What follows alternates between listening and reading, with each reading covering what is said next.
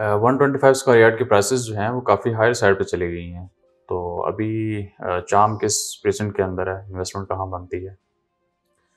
जी, ये वाक़ई आपकी बात बड़ा वैलिड क्वेश्चन है। हो ये रहा है कि जो प्राइसेज़ बढ़ी हैं ना, ये हम भी यकीन नहीं कर रहे थे कि इतनी प्राइसेज़ इतनी स्पीड से बढ़ जाएँगी।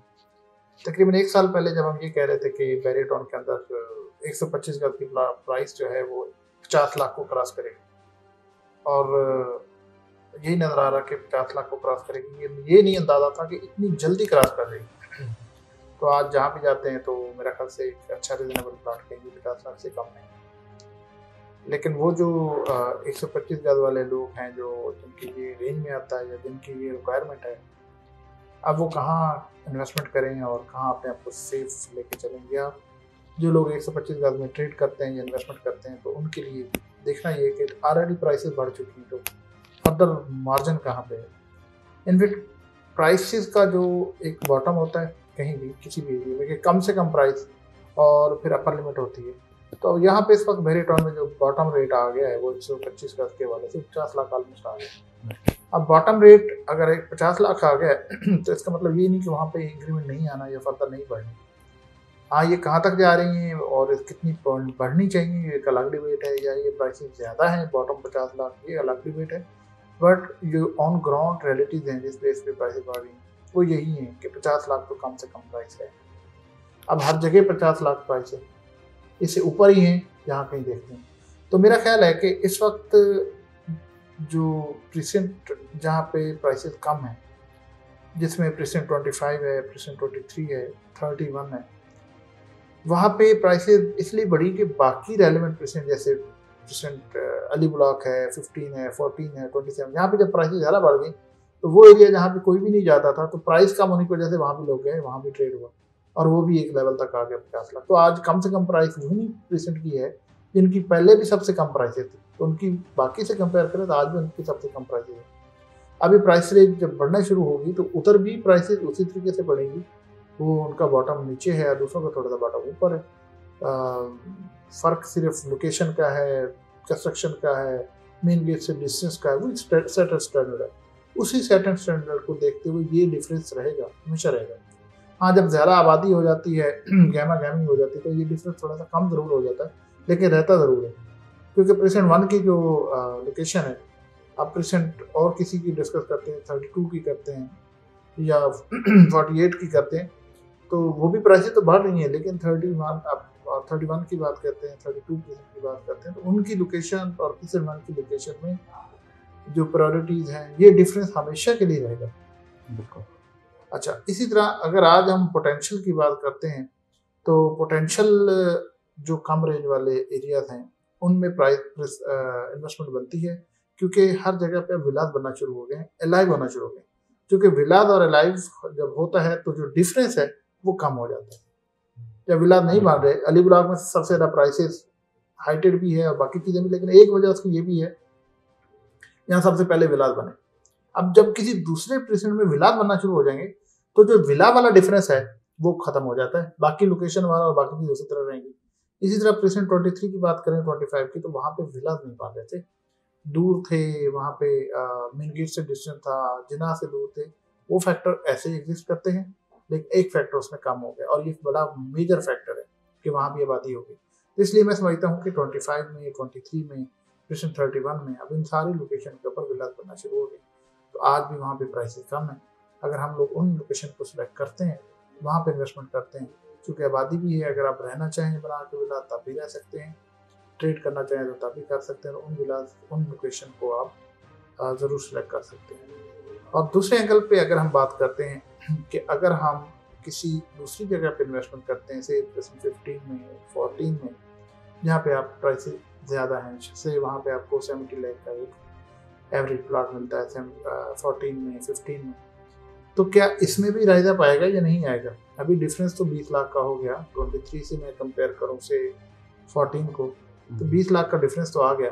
लेकिन सवाल ये कि 1 साल बाद दोनों प्रेसेंट की प्राइसेस कहाँ हों, क्योंकि वहाँ 50 लाख है, आज यहाँ पे 70 लाख है।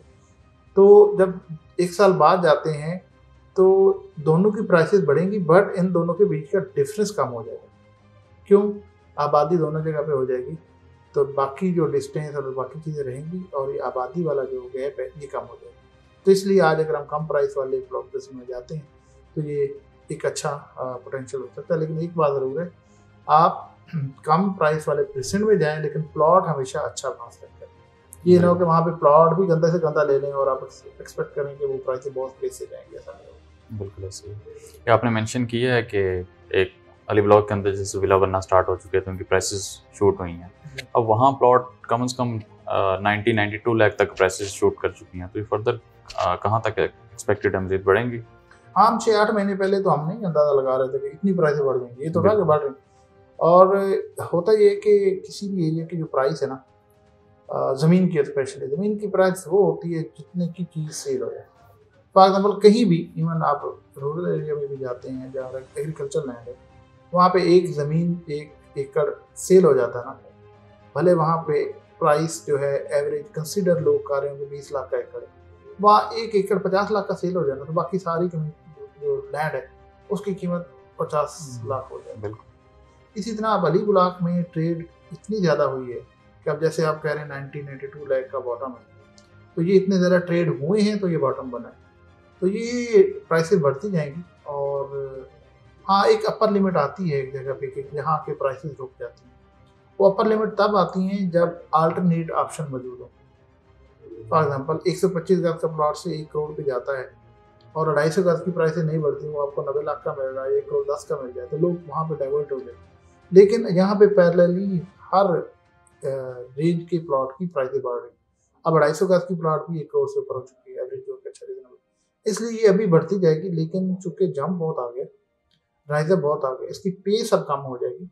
ये नहीं कि जैसे पिछले 6 महीनों में 20-20 लाख 25-25 लाख बढ़ा है, अगले 6-8 महीनों में 20-25 लाख बढ़ने को कुछ चांसेस तो नहीं है, लेकिन ये रिदम के साथ बढ़ती रहेगी।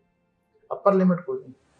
हाँ, अपर लिमिट फिर इस सेंस में हो सकती है कि बैरियर टाउन BTK 2 लॉन्च कर दे, बैरियर टाउन यहाँ पे एक और बहुत सारे लॉन्च कर दे जिसमें 125 गज के प्लॉट हों और वो प्राइसेस कम हों और वहाँ पे इंस्टॉलमेंट हो, तो ये कुछ देर के लिए रुकेगी, स्टेबल होगी, या हो सकता है इसमें थोड़ी बहुत करेक्शन है, इस सूरत में आ सकती है। अदरवाइज प्राइसेस हमेशा, लैंड की कीमत हमेशा बढ़ती है और वो बढ़ती ही रहेगी। बिल्कुल ऐसे ही है। तो अली ब्लॉक के अंदर जैसे आप अभी डिस्कशन में यही बता रहे हैं कि वहाँ विलास की वजह से 92 तक प्राइसेस जा चुकी हैं, ठीक है। तो अगर मैं कंपैरिजन आप करें इसका 31 के साथ, वहाँ बिल्ड प्रॉपर्टी बैरियर टाउन ने दी है, तो वहाँ भी विलास बेसिकली बनना स्टार्ट नहीं हुए, तो क्या ये जो मार्जिन वहाँ पे भी कवर होगा फिर सारा? जी देखिए, मैं वही बात कर रहा हूँ ना, मार्जिन कवर होगा, डिस्टेंस तो कम नहीं हो सकता, वो तो वही रहेगा। बिल्कुल। जिना से जो दूरी है वो भी कम नहीं हो सकती, मेन गेट से डिस्टेंस कम नहीं हो सकता, लेकिन जो ये कंस्ट्रक्शन का फैक्टर ये खत्म हो जाएगा।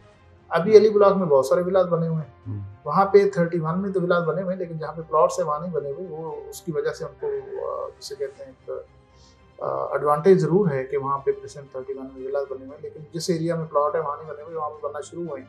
तो और 6-8 महीने में जब बहुत सारे विलास बन जाएंगे, लोग शिफ्ट होना शुरू हो जाएंगे, तो ये प्राइस का बीच का जो मार्जिन भी कम होना शुरू हो जाएगा। और हो सकता है एक टाइम आए कि जब कुछ 2-3 साल बाद, 4 साल बाद, जब हम जिन चीज़ों को कंसिडर करके प्राइस को मेजर कर रहे होते हैं, सबसे पहला हमारा होता है जो मेन गेट से डिस्टेंस, फिर कुछ मार्केट को कंपेयर कर रहे होते हैं, हॉस्पिटल को कर रहे होते हैं, स्कूल को कर रहे होते हैं, बाकी कुछ अम्यूनिटीज़ को कर रहे होते हैं।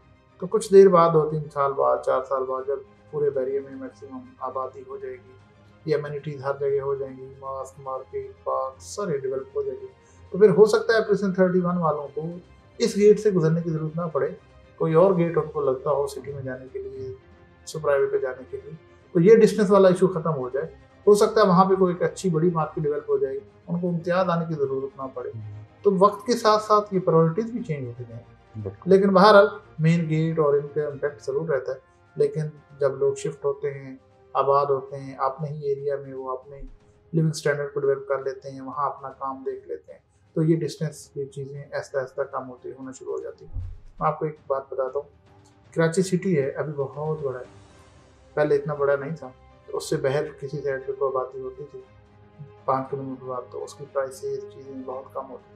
जब पूरा शहर उधर मूव करके आ गया या उस आबादी से भी आगे निकल गया, तो वो तो ऑटोमेटिकली सिटी के अंदर आ गया। तो फिर इसी तरह हम बैरियर टाउन को मेन गेट से अपना सिटी गिन रहे हैं, मेन गेट सिटी है और आगे आगे जा रहे हैं तो वो सिटी से दूरी है। लेकिन अब मेरा सवाल ये है कि अगर मैं स्पोर्ट सिटी विला में खड़ा हूँ तो वहाँ से अगर हम सिटी की बात करें तो वो भी तो सिटी हो गया। इसलिए जब ये पूरा ही सिटी डेवलप हो जाएगा तो ये डिफरेंसेस काफ़ी हद तक कम हो जाएगा। Thank you so much.